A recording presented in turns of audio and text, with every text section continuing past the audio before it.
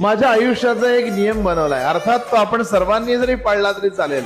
आपल्याला आयुष्यामध्ये कोणतरी नावं ठेवणार असते, कोणतरी वाईट म्हणणार असतंय किंवा काहीतरी म्हणणार असते, किंवा तुमच्या प्रत्येक चांगल्या प्रयत्नांना तो ढोंगी म्हणतो, तुमच्या प्रत्येक चांगल्या गोष्टीला तो वाईट म्हणत असतो. लक्षात घ्या, अशा माणसाविषयी जाणून घेण्याची वृत्तीच ठेवू नका.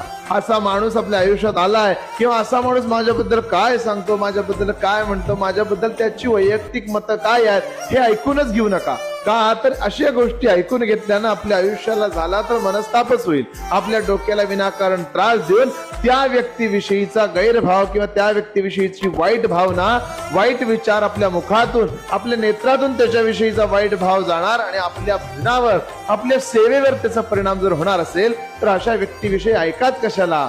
सगळं सोडून द्यायला शिका, कारण तुमच्या सगळ्या चांगल्या वाईट प्रश्नांचं उत्तर देणारा भगवंत सगळं पाहत असतो. श्री स्वामी समर्थ.